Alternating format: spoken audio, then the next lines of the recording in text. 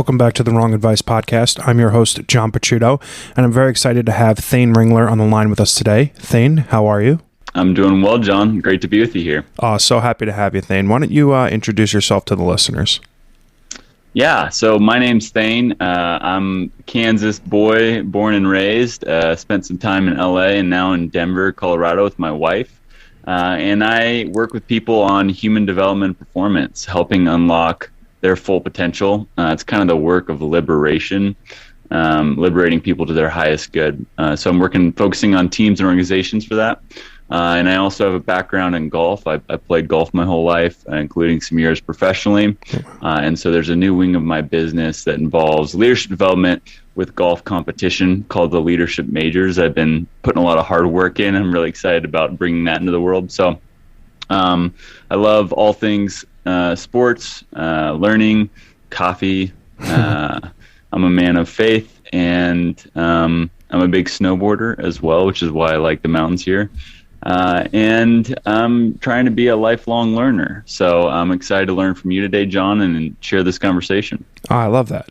There's so much to unpack there. First of all, I play golf as well. Certainly not professionally in the least.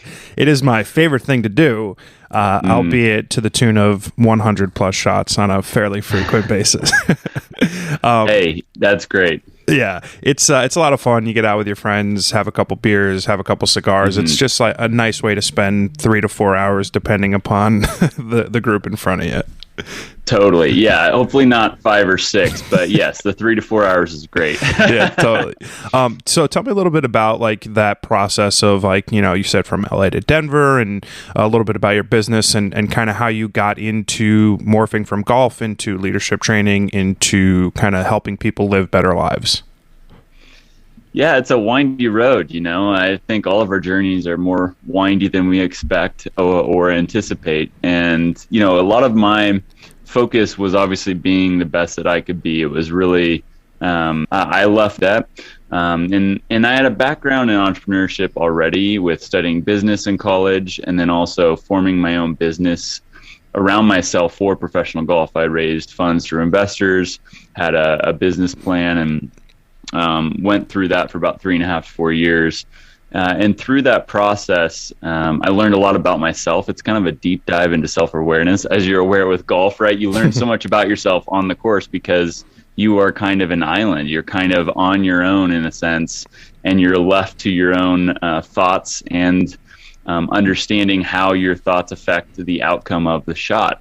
Which there's a direct correlation, big time, and you see that with immediate feedback every shot, right? If you're thinking, okay, don't hit it in the water, well, the ball almost always ends up in the water, right? That's just how the game works. Yeah, at least for me. So for all of us, you're human, right? We're all human, and so we all struggle with that. So it's a really sweet arena to learn a ton about yourself, how you're wired, how the mind affects outcomes, and start working on developing mental discipline, as well as optimizing your body and your mind for that performance. And from that, I really felt like I could offer something of value to people in the coaching space once I transitioned out. And so that's kind of what launched me on the path. I never planned it. I never had this great scheme or 10-year vision. I just kind of was trying to be faithful to take the next step, and that's kind of led me to where I am today. That's pretty cool. Obviously, that's I've found having conversations with people like where they're people. How have like some of your successes or failures as a professional golfer kind of morphed your ability to coach other people and kind of impact them on on their whatever? If it doesn't necessarily have to be a golfer, but just in general. Yeah, totally. Well, the cool thing is, again, it's a human experience. So I think the elements, regardless of the arena, whether it's a sport, whether it's a performing art, whether it's an actual trade or a business, they all share the same principles or characteristics at their core. And like you said, there's successes and there's failures. And in golf, there's way more failures than successes, right? There's one champion or one winner and 140 plus other losers, theoretically. And so you have a lot of opportunities to learn from your failures. And really in life, we're going to learn the most from the things that we messed up the most. We learn what not to do before we learn what to do. And if we can get good at not accepting that as our identity, not saying I am a failure, but this was a failure, or this didn't work out how I wanted, and reframe it as more of a learning opportunity, and what can I take from this and how can I improve and grow from it. It's just such a great skill to have in business and life throughout our entire journey, because we're all going to face that at every stage, and like for me now, in the last couple of years, I got married, and being in a relationship and a marriage is a whole different role than I ever had. And I'm learning that to a whole new degree now, of like how I fail at times in my relationship and how I can grow and improve at that, and what those learning opportunities are. And so, that's going to happen, Lord willing, when we have kids one day, and in other roles down the road. And so it really repeats itself in a lot of ways. Yeah, I'm glad you said that. One of the things that I've touched upon a lot in this podcast is like the amount of growth that I've been able to achieve individually over the course of the last, say, 1 to 2 years, I don't think would have been possible had it not been for trials and tribulations and failures that I've had. And I think there's always been an inherent social negative connotation with failure. And one of the things that I really appreciate about your podcast is how you frequently touch upon and mention living with more intentionality in your life, and kind of focusing on the things that are kind of bringing you up versus dwelling on failures. But I often say that I'm not sure if these are lessons that I could have learned 10 years ago, right? Did it take a 10-year, plan of being brought up and being brought down for me to kind of feel the most comfortable that I've ever felt in my own skin? So I say to you, do you think some of the lessons that we kind of uncover over life's journey are things that can be imparted only with time? Or do you think these are things that we can inherently try to instill to a younger generation at a younger age? I would say both. Yes, and right. Like, I think both are possible to different degrees. So, one of my favorite quotes on experience, I think Whitney Wolfe Herd said, experience is the most expensive currency in the world. And I think that's a really great word, in that there's no value, monetary value you can exchange for experience, right? So that's very understood and goes without saying almost. And like you're pointing out, there are things we can learn from others who have gone ahead or on the path with us, alongside us, like through this podcast or other means or reading books, that help inform us and hopefully help us take less steps, I guess, to get there, right? Yeah. It's not that we aren't going to have to take all the steps to get there, but we can maybe take better steps, or we can have more companions along the road, so we feel more supported. And I think there's a lot of in like human developmental psychology. There's a couple books I've read recently. One's called The Evolving Self by Robert Keegan, and another one that I'm in right now is called A Brief History of Everything by Ken Wilber. And the ideas that they communicate really share this core value that as we develop as humans, and as we all grow and evolve and change throughout our lives, this process of development includes two core things. It's called transcending and including. And so or differentiation and then reintegration.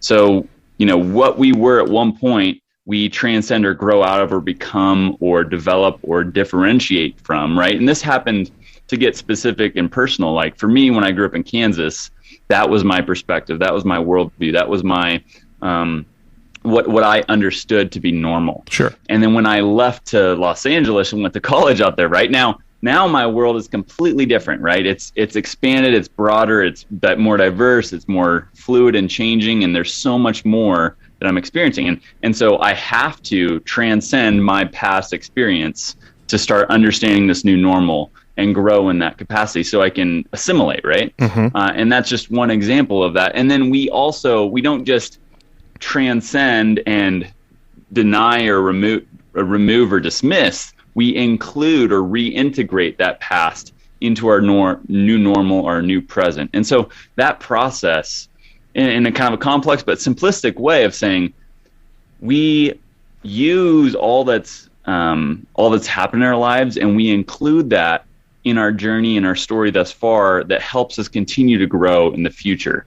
And that process of transcending and including, I think we're in our entire lives. Hopefully, right? If we stop, if we kind of push pause on that and keep the circular motion, we often become entrenched. And we see a lot of that, and we're all capable of that. It's not that anyone's immune from entrenchment, but it's a good challenge of like, how can I not be as entrenched, and how can I be more engaged with what's happening and seeing it with open eyes, with curiosity, trying to learn and understand as I am in the moment.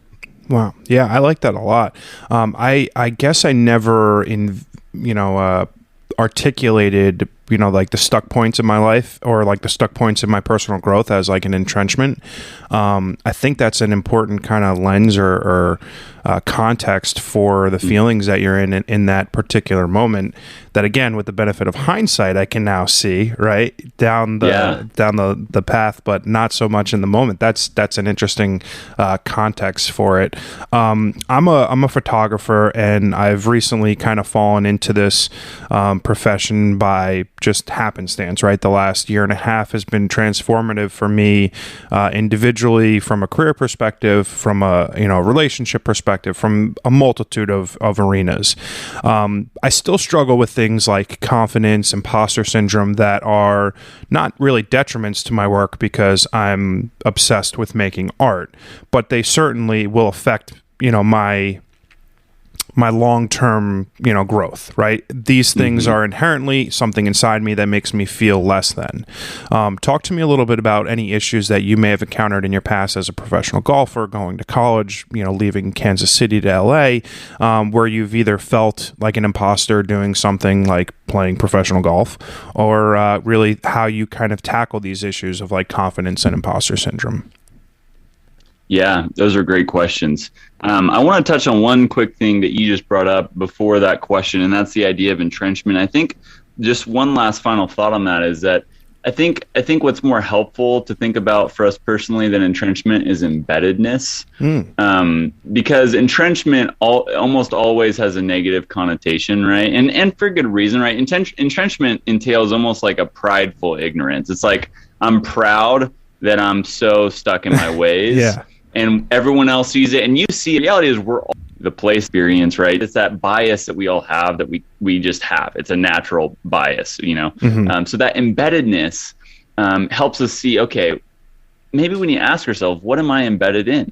And that helps us understand the layers of it, because there's so many layers of what we're embedded in, right? Like, I am in a occupation and a world where there's a lot of emphasis on growth, right? And so I'm almost embedded in this growth mentality that helps, that blinds me to the beauty of people that are existing with joy and simplicity, and not always pushing to the next. So that embeddedness, I have to ask myself, what am I blind to, or what am I missing, or what am I embedded in that could be helpful? I like that. So people engaging instrument and really trying to understand or see them or learn from them.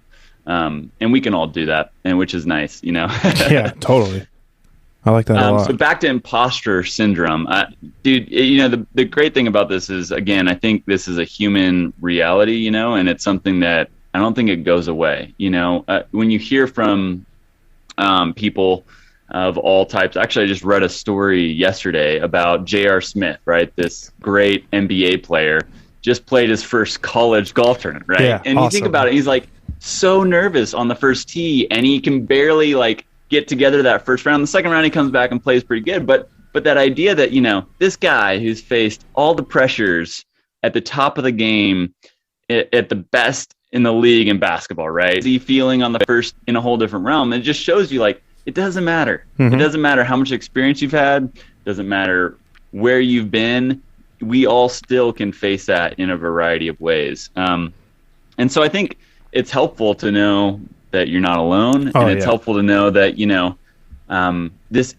I don't have to try and figure out how to remove this. I can try and figure out how to use this for good, right? And I think that shift really helps with, like, okay, for me, especially in golf, right? Like, when I was competing as a professional, like, those first tee jitters are real at all levels. And for me, I got to think about, okay, I don't want to try to, it took me a while, but when I finally got to the place of saying, I don't want to try to remove this, how can I embrace this and use it to my advantage then I started realizing that like that amped up adrenaline and the heart rate and all those things were actually an extra boost. I could hit the ball further. And if I could just, if I could go into it with that understanding of where I was at inwardly, that heightened sense, then I could shift my focus a little bit. So with a higher adrenaline, a faster heartbeat, then I would really focus on being really good with my tempo and rhythm, being a little smoother, a little slower, because I was so jacked and amped that my tendency would be to be super quick with it and, hook the ball or hit a bad shot. So by just understanding that, I could give myself the right cue and then use that impulse for good. And I think that application can apply in a wide variety of ways. Oh, I totally agree. And I think it's important to touch upon one of the things that you said where you were like, everyone kind of feels this imposter syndrome no matter what it is they're doing. I've been lucky enough to have these kinds of conversations with famous photographers who've shot Sports Illustrated covers and, content creators with millions of followers on various platforms and stuff. And it is completely common for everyone to feel that, like whether you're walking into the studio for the first time or the 500th time, whether you're shooting the most famous person on the planet or your parents, it's like kind of a natural feeling. And what you said is crucial to it, is like, how do I take this feeling of less than and turn that into a positive, and something that can sort of like kind of frame you into the right context for, okay, this is something that I'm, really hyped about or really nervous about. And like, how do I kind of facilitate that feeling into a confidence that can like push me through to the shoot? I think that's really, really important. So yeah. And go ahead. Well, even I'd love to hear from you on that. What have you found helpful for yourself in facing that? Have you found any strategies or practices that you found to be empowering or liberating for yourself? Totally, yeah. One thing that I do quite frequently on shoots is when I show up to the studio, obviously getting everything set up is part one. And then right before I'm about to take the very first shot of the shoot, I do a really short breathing technique, which is 2 short breaths in through my nose and 1 long, slow exhale through my mouth. And it just kind of focuses me, and it's something that I do that just helps me release tension in a moment. And it's funny because I saw it on a TikTok or a Instagram reel or something, and I was like, that's so stupid. It's never going to work. And it's insane because I could literally feel the pressure and the tension from my shoulders drop as I do this 5-second breathing technique. And then I'm locked in. And as soon as you start making pictures within the first 2 minutes, everything's gone, right? You're in the moment, you're focusing on what you're doing, you're trying to deliver to the client, to the model, to whatever it is that you're working on.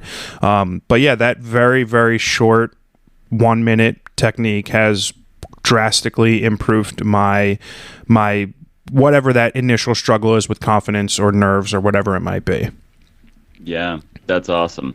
I love that example because it really doesn't have to be complicated. It doesn't have to be this crazy, routine that takes 30 minutes before every experience.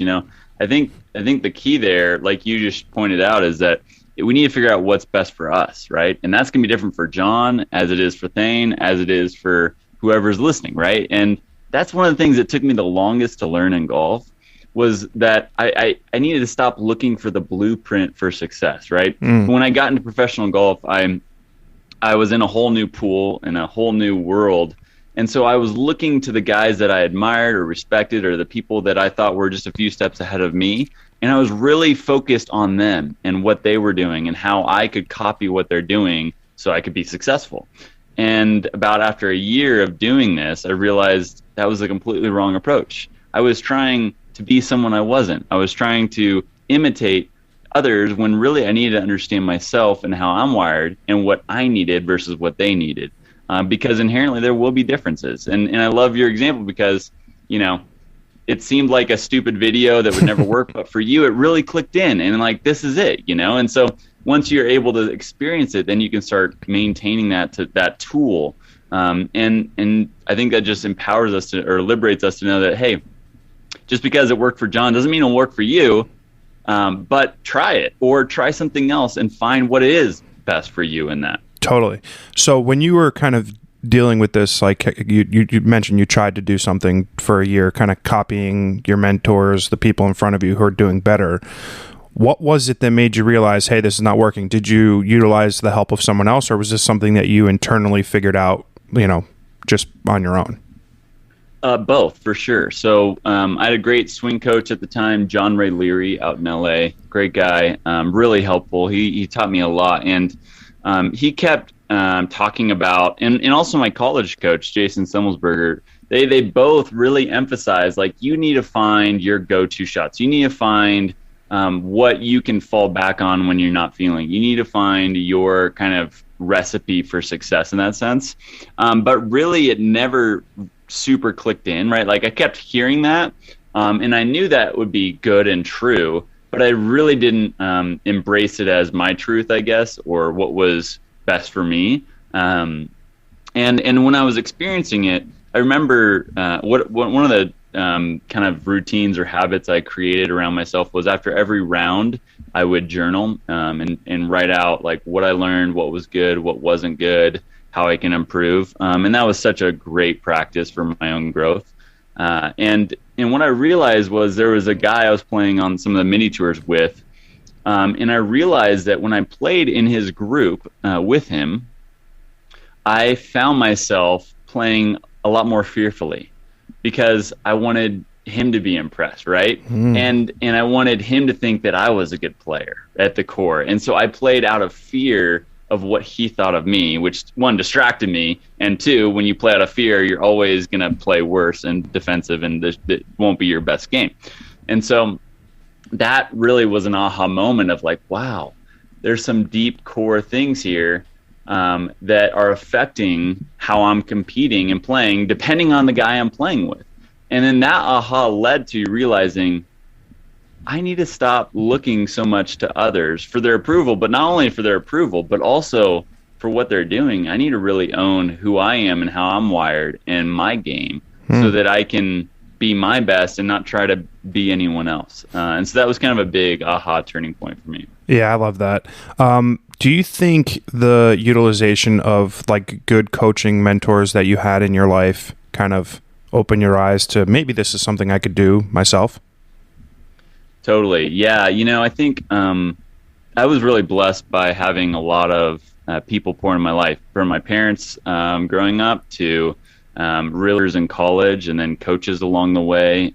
So, yeah, I think at every step I've been really privileged to have people speak in and over and alongside my life that have created the man I am today, 100% without a doubt. And so, yeah, I think a big part in my work and getting into this work now is just experiencing the fruit of that in my own life, and being so grateful for that and blessed by it, that I would love to do that my entire life for other people, and so that's been the trajectory, I guess, like you said. Yeah, totally. I think that's one of the reasons why I do this podcast. I've reached a comfort level in my own kind of existence that I would love to say something or conversate with a person that positively impacts someone else. I had a friend over this past weekend, and we were kind of talking about life and what's going on in their life, and they were kind of really struggling with so many things, right? The world can feel so overbearing and so pressure mounting at times. And I was like, there are practical things that you can do that can positively impact other areas of your life.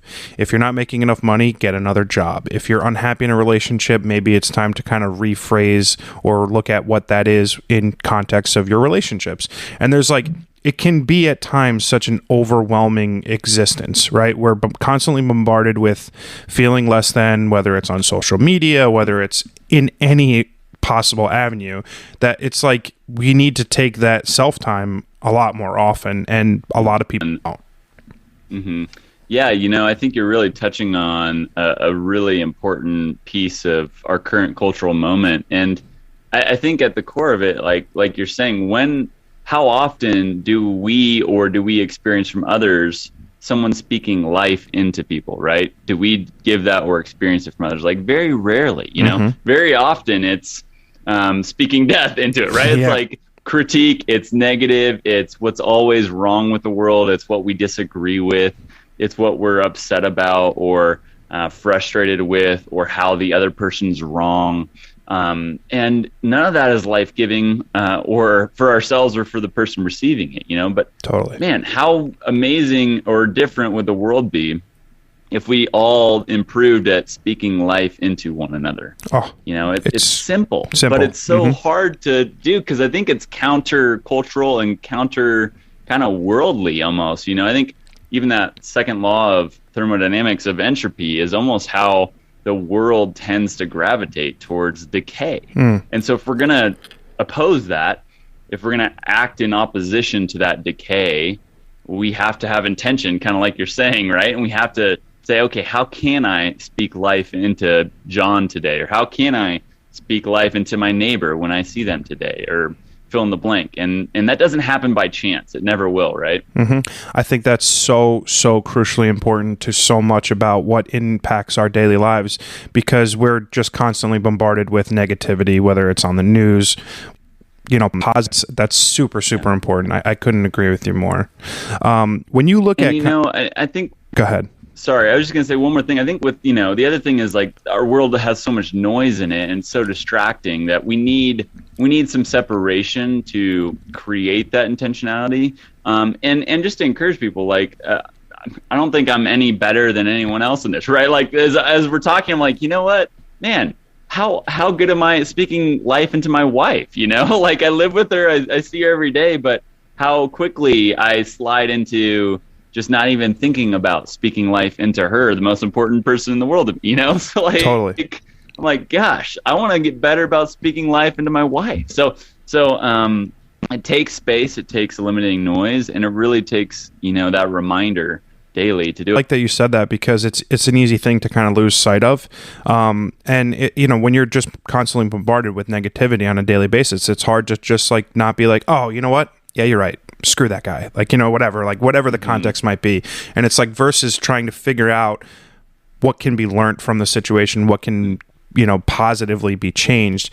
And trust me, I am not like this today because I was like this 10 years ago. I'm like this today because of what's transpired over the last 24 months, the growth, the change, the immense amount of like self introspectiveness that I've kind of been able to give myself over the last year or two is why I'm trying to be more positive and less of an asshole, like in my years.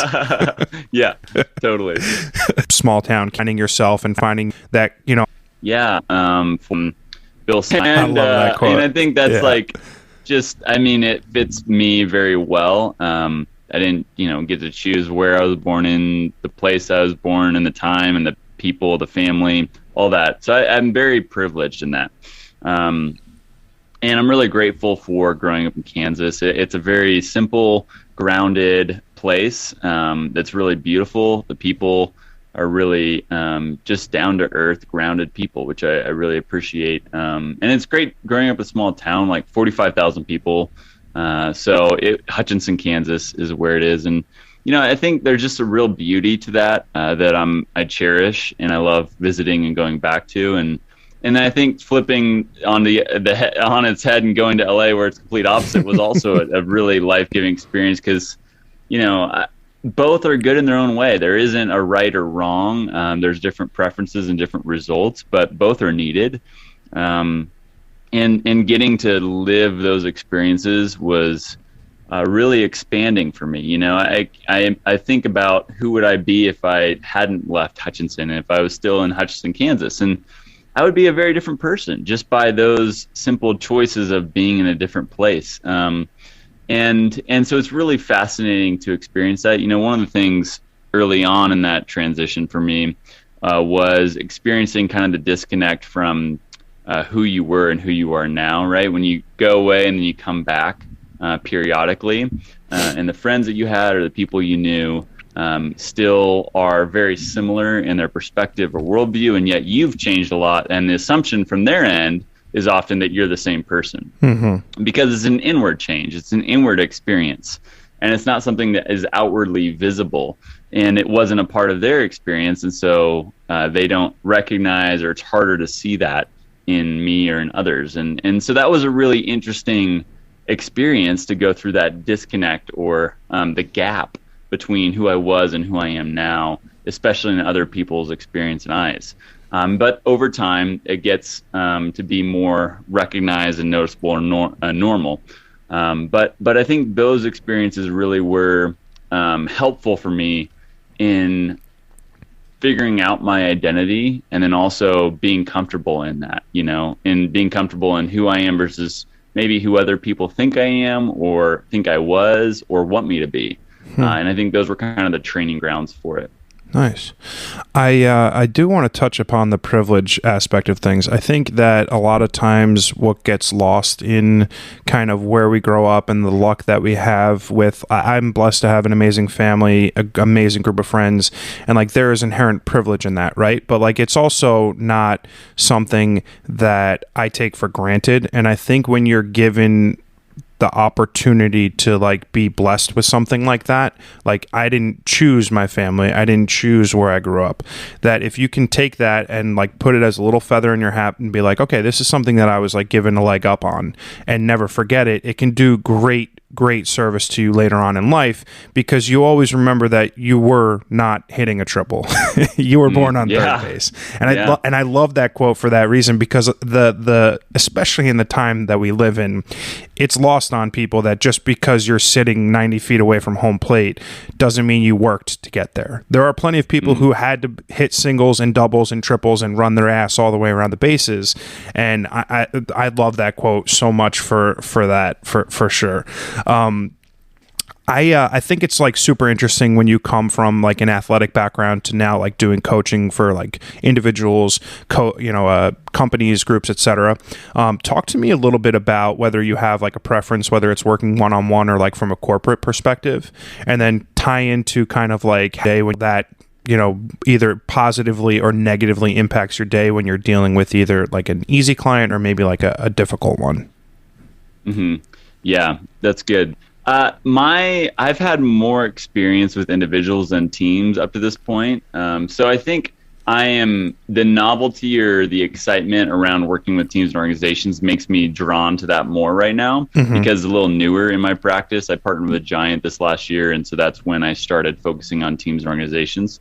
And really, like, I really like working with people kind of in that middle tier of society, the ones that have a lot of the survival needs taken care of. They're existing fine, but they're not doing much with it. They're not really understanding their core identity. They're not really leading themselves as well as they could and impacting others as a result of that. And most of those people, A, don't want coaching, B, don't think they need coaching, or C, don't have money to pay for coaching, right? And so working with teams and organizations allows the company to pay me to reach those people. And so that's what I've been more excited about. But it's interesting, like you said, there's a wide range of experience, right? There's some clients that are more inclined and are naturally wired in a similar way, and we connect really well.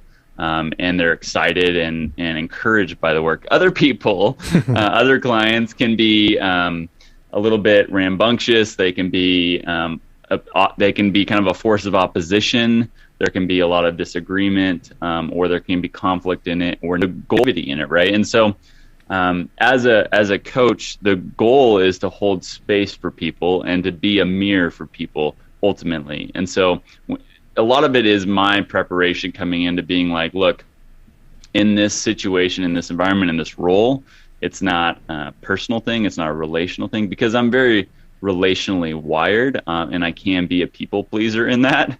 I have to really shift into the role, the hat I'm wearing in that situation, and that takes priming or preparing myself for it so that I can show up in a powerful way for them. They don't need me to be a friend. They don't need me to be a confidant. They don't need me to be a buddy, right? They don't need me to even be their teammate. They need me to be a coach, someone that holds space and holds them to the standard that they want to be held to. And that's a lot of the value in it. And so I really do, especially with the harder clients, have to kind of gird up my loins, you could say, or prepare myself, right, for being that person in that situation. And it doesn't, every client's different, but for me and how I'm wired, it definitely takes a little bit more priming before those difficult clients. And after those difficult clients where you've, in essence been like a punching bag for them for an hour, 30 minutes, whatever the context is for the duration, how do you leave that kind of state and then like onto the next kind of thing? Like, how do you like remove whatever that kind of like wash of negativity on yourself? How do you kind of like leave that behind? Yeah, that's a really good point. I think that do them well, understanding their results. They have to hold up taking ownership is for ourselves and others. Taking ownership means you take responsibility, but there's things that we don't need to take ownership for. And that's one of them, right? If I'm taking ownership for all of my clients' actions and their results and their success, I'm going to live a miserable existence, right? Because totally. I can't control anyone else other than myself, and sometimes it's hard to control yourself too, right? Yeah. And so I think that's a big reminder for me is like, I've done my part, I've taken ownership of what I've needed to, and I have to leave the rest to God and to what's going to happen, and walk with open hands in that sense. So that's the big reminder for me in helping with those transitions. And then sometimes there will be some carryover effect that maybe I need to clear the afternoon and not do or normal. It is kind of the what you need in that moment too. Oh, I love that. I think the part of taking ownership with yourself and kind of not other people's actions and or whatever it is that they're doing is so crucially important. I wish I learned about taking ownership of like the things that I say, my actions, like everything in my life 15 years ago, like in my early 20s, I'm 35, at 20, 21, 22, I wish I realized the impact that I could have if I just owned my actions and the things that I said. And again, I think it's something that you learn with time to be able to, look at the things that you're doing work-wise and want to be proud of putting out a good product or a good sales report or whatever the hell it might be. But I am so grateful for learning formative how to do more at being better of taking ownership of their own self. Yeah, no, that's huge. I think it's so crucial, like you're saying, and it is I think just on the last thing we talked about, one of the books I read this last year is called The Courage to be Disliked. It's by a couple of Japanese authors. I don't remember their names off the top of my head, but so one thing to note before the taking ownership question was there's a great book I read this last year called The Courage to be Disliked. There's two Japanese authors, I forget their name. It's a beautiful narrative between a young philosopher and an old wise man. And in it, they have a chapter that really stuck with me called The Separation of Tasks. And it's this idea that we need to separate the tasks or ask ourselves, whose task is it? And it goes back to the idea of taking ownership and what we need to take ownership for, because there's a lot of things we take ownership for that we don't need to. And so understanding that helps us understand that by asking the question, whose task is this, right? So if, for example, my neighbor is upset about something and I start taking that on and being like, okay, well, I need to do something because they're upset about something. Well, that's not my task, right? Like I don't have control over them. And so that idea, that concept of like, whose task is this is really empowering. But the reality is there's a lot of things we do need to take ownership for, including our thoughts, our actions, and our decisions that we make, right? We can't pass off blame because we'll never grow in that sense. And we'll never help others in that sense either. We have to start with ourselves. And the thing that I think really is at the core of taking ownership well is a level of self-awareness, right? We have to understand what it is that we need to take ownership for and what we're not taking ownership for in order to start taking better and more fuller ownership or responsibility for our lives. And so I think starting with self-awareness, and the way I like to describe self-awareness is really sitting with three stages of it. It's past, present, and future. It's discovering, understanding, and then optimizing. And so really it's as simple as sitting with a pen and paper and yourself for 15 minutes and saying, okay, in this past situation last week or last month, why did I do what I did, right? Here's what happened. Here's what transpired. Here's what I did and why. And learn from it and say, okay, that's not what I want to do, or that is what I want to do, and I need to take responsibility for these actions or how it affected other people. And we start learning about ourselves and how we operate in different scenarios. that understanding piece, the middle piece of present, is saying in real time, I need to take ownership for this conversation with John, right? And if I showed up a minute late because I was a little bit behind in what I was doing, and I need to recognize in real time, like, look, I'm sorry, I showed up a minute late. I didn't mean to. That was my fault. I take responsibility for that, right?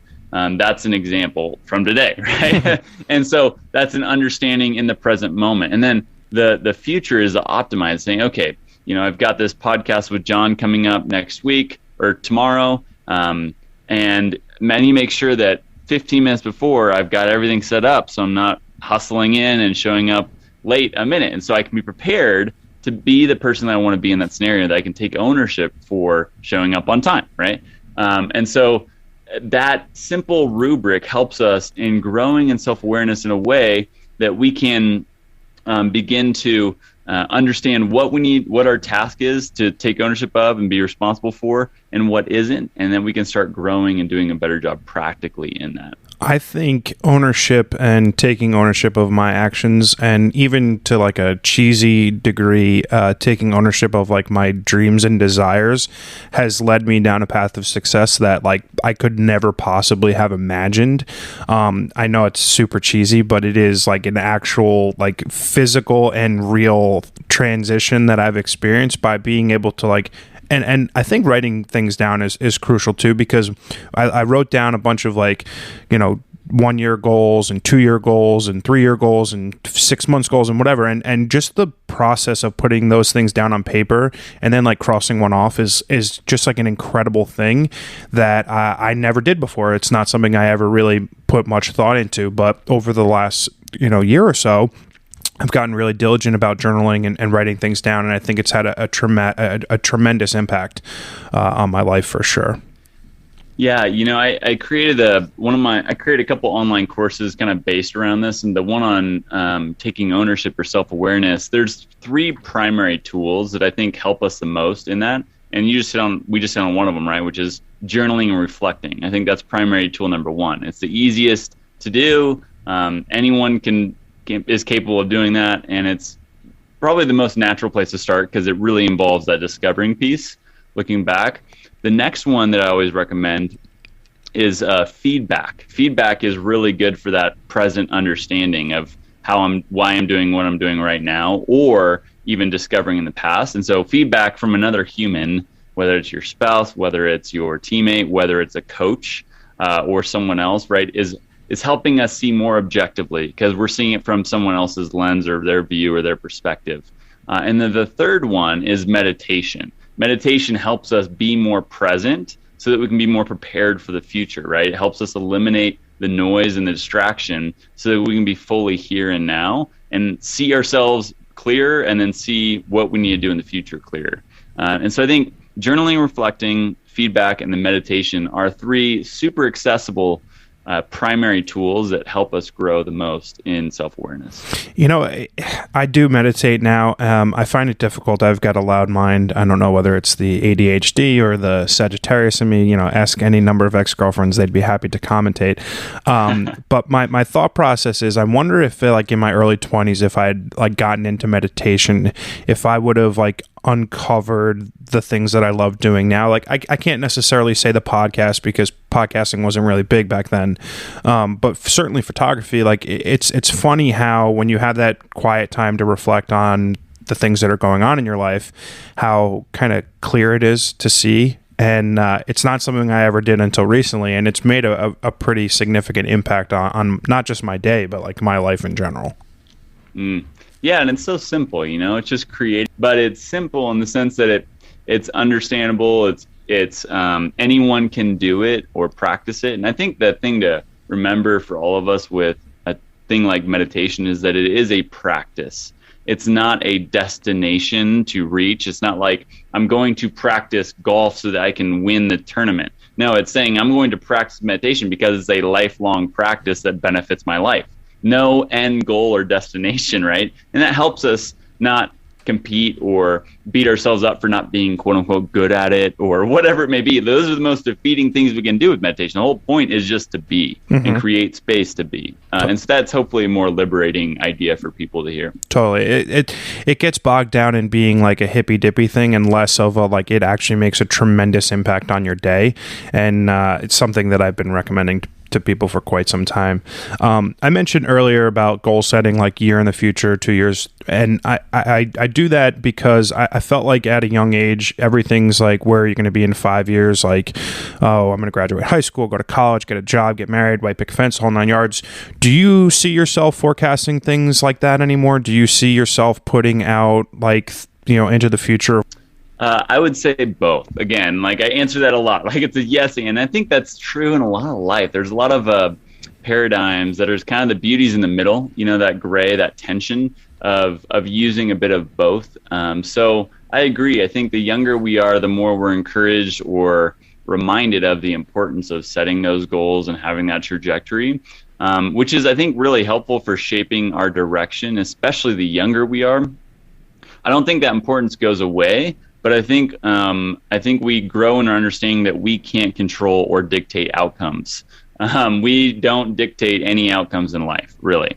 And so we have control and ownership over our actions, but not the outcomes most of the time of those actions. So what helps me now is understanding that I need to have a North Star. I need to have a point that I'm going towards. It's helping shape the trajectory and the direction. But I also need to have a rigid flexibility or an open-handedness to it that says this will change. Like, this 10-year plan will change, and that's good. And so I'm going to hold it open-handed. Or this 1-year plan will change. And if I'm holding it too tightly, then I'm going to be too inflexible or rigid when the necessary adaptations come, right? Because everything will change as life goes on. And if we aren't open to it, if we're resistant to that, it's going to hurt the outcome that we do want or we think we want. And the outcome we want or think we want is always different when we're there than we expected it to be, which helps remind us that it's not as important to dictate that outcome. It's just important to do the next step well on that journey and be more open to the new outcome that will present itself. Yeah. It's funny because I've learned a lot. I know I'm fucking sorry, broken record. I keep harboring the same trope that, the growth in the last 2 years, 2 years. It's funny how my openness to new people, new places, new things has just been so wonderful. And it's like, God damn, where was 25-year-old John reading the wrong books and, et cetera? It's because, like, so much of the experiences that I've had over the last couple of years have been so wonderful and so eye-opening that I wish I could really tell this to other people, that there's no person, place, or thing in your way except for yourself. And your mind is like your single greatest thing, that if you could just put it into the right context for what you want to do, you could literally do whatever you want. It's fantastic. Yeah, and that kind of ties into what we were talking about before, of like, you have transcended and included that, right? Like, so you haven't removed yourself fully from who you were. That's a part of who you are, but you've transcended into a new part of you, right? And that's what's helpful too with other people, is we get to remind ourselves that, yeah, I have been in a similar place, or I have thought a similar way. And through the experiences and the people and the opportunities that came my way, I was able to develop beyond that. I was able to differentiate from my embeddedness and then reintegrate it back into my life in a healthy way. And other people will hopefully be able to do that too. And so how can I create a space for them to experience that, which is always painful, right? It's always painful to be differentiated from our embeddedness, right? Like, that's always hurt. Out on a limb. It's a painful experience for everyone, but how can I be a space for them to process that, experience that pain, and then grow beyond it? And that's such a cool outlook to have when it's hard to carry that, honestly, because sometimes we need other people to hold space for us. I'm like, I can't hold any space because I don't have any space, and that and that kind of goes to the importance of meditation again, of like, if we don't create space for ourselves, we can never hold space for other people. I completely agree. And I think all these things tie in together in that way. Yeah, it's a beautiful thing, because even though, I've often said, like, do as I say, and maybe to some extent less as I do, I'm not, like, I don't have all the answers, right? But I have created a space for myself to be successful in the things that I want to do. I've often been asked, how'd you start a podcast? How'd you decide to be a photographer? Like, how'd you do these things? And I was like, I just did it, right? Like, a podcast is like, the entry to start a podcast is so incredibly minimal. Buy a microphone, you probably have a laptop, record something. Like, if you want to take pictures, go within your means, buy a camera, start taking pictures. Start with your family, start with outside, like, do whatever you can. These are not like monumental life decisions. They start very small. So, like, all good things in life typically start from a small place and then grow because you realize you love it and you want to do more of it. And that's kind of why I've keep doing this, because I keep getting positive reverberative feedback to the things that I'm doing, and it's been fantastic for sure. Yeah. I like to spend the last bit of every podcast doing kind of like a little Q&A, and some of these are going to be really short, quick answers, and some of them will be in depth and whatnot. But you obviously read a lot, so my first question for you is, what's your favorite book? It doesn't have to be one. The hardest. Yeah, that's the hardest question. I'll give you. All of my answers to this question always come with recency bias. So I usually mention something I've read more recently.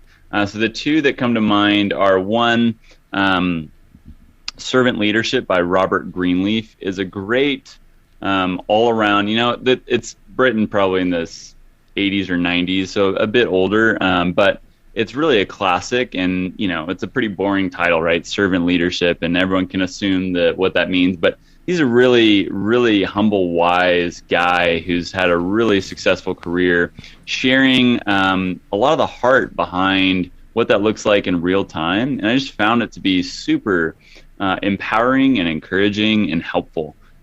So definitely would recommend that. And then the other one to pair with it is called Coming into COVID. And I love his writing style. He's just super witty, super bright, and also super, how do I put it? Rambunctious isn't the right word, but very provocative. He goes after people and he just destroys people. It's great in his own way, and he's got great humor with it. But it's a really great book on this idea that because our world is so unpredictable, and because we all think we're better at predicting it, we have the wrong focus. Instead of focusing on being resilient and durable, we need to focus on being anti-fragile, which means we benefit from chaos. We benefit. We don't just stay the same. We don't remain durable. We actually grow in the chaos, because that is the world. And so that premise is super good and helpful, especially for today's times. Oh, I like that. I'm definitely going to pick that one up for sure.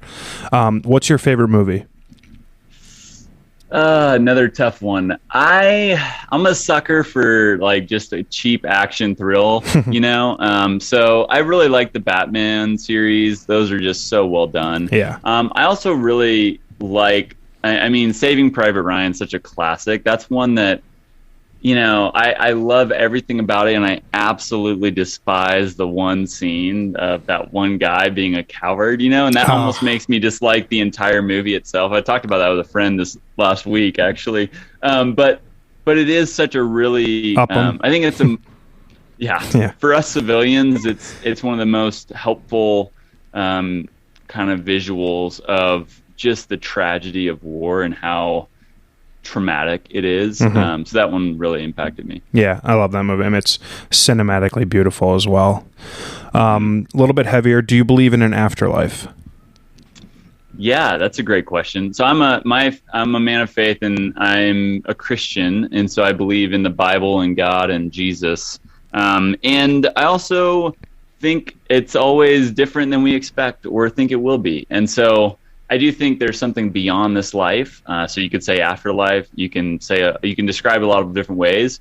I am more open to being wrong than I ever have been in this realm, because I truly know that we don't know. Right? That's the point.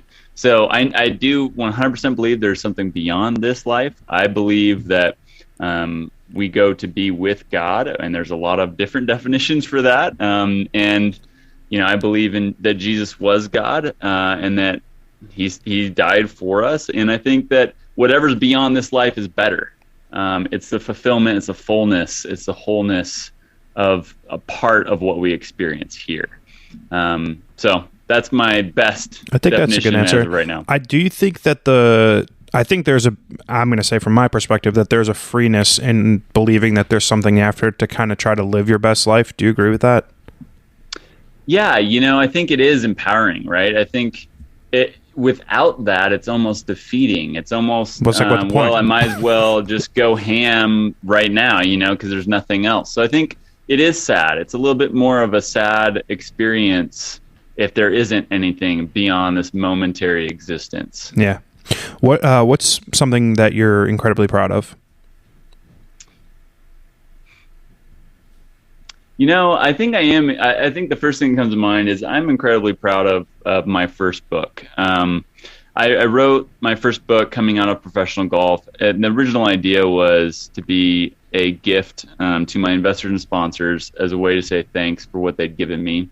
It changed as I wrote it. It took about 18 months in the process. It's called From Here to There, A Quarter Life Perspective on the Path to Mastery. I really can say I did the absolute best I could do on that, and to be able to come away from something and say that I did the best I could, period, is a fulfilling thing. And I've gone back and referenced it or looked into it or even reread some of it here and there, and I'm still proud of it, and to have something that I'm still proud of, for 4 to 5 years later, I'm just really grateful for that. So that's awesome. What inspires you? I think my faith is a big part of it, right? A lot of what I do stems from my faith, and I'm pretty disciplined in filling myself with the spiritual practices, whether it's reading from the Bible, whether it's praying and meditating, contemplation, and reading from other gifted spiritual thinkers. That is the thing that fills me with the most inspiration. I really do believe we can't give if we haven't received. And so by receiving that unconditional love from God, that's the only way that I can give unconditional love to someone else, right? It's so hard for us to give unconditional love. Almost all of our love we give is attached to something we want. It's conditional, right? And that's equally true in marriage. It's super humbling to see, man, a lot of this is conditional on this, and it's dang it, well, I don't want that. But when I receive from God's love and I'm able to do that through those spiritual disciplines, man, it's so crazy how much inspiration and free unconditional love I'm able then to give. And so that's, I think, the most inspiring thing for me. I like that. I very many moons ago, I wrote for a website called Thought Catalog, and I wrote an article that unconditional love is unreasonable love. Now, if I could possibly remember what it was about, it was probably something shitty, as most of my things that I wrote many years ago. But I do to some degree agree that there is very seldom instances in real life where your love is anything but conditional, right? My love is very much conditioned on it being reciprocated by the person that I love, which is funny. Yeah. What is the best piece of advice someone has ever given you? Man, that's a really good question. Let me think. I think there's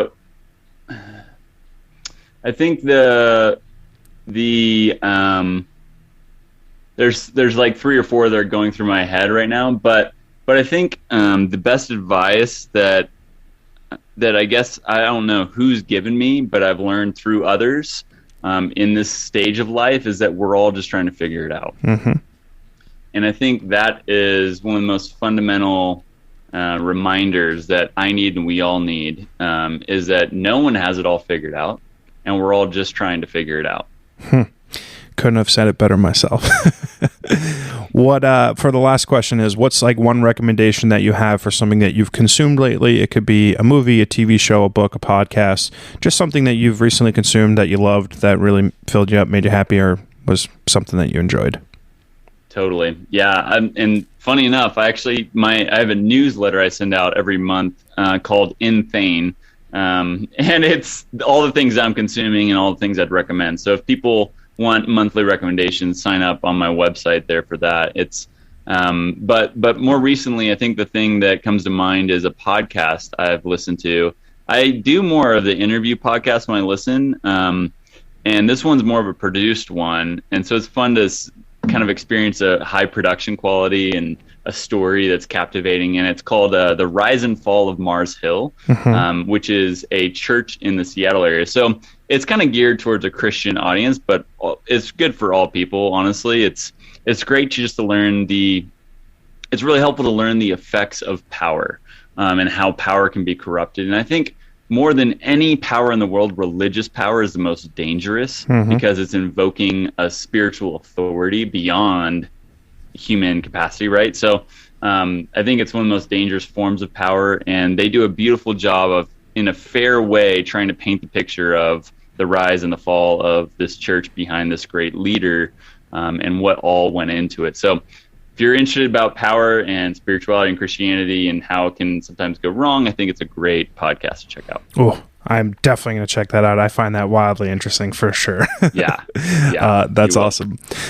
Thane, thank you so much for coming on today. I thoroughly enjoyed our conversation a lot, and I hopefully we look forward to doing it again. I say a really cheesy line. Everyone who comes on my podcast is a member of my family, and I'm so happy to have you. I think you're just a great guy, and thank you so much for your time. Thanks, John. Really enjoyed it, and likewise. All right, take care.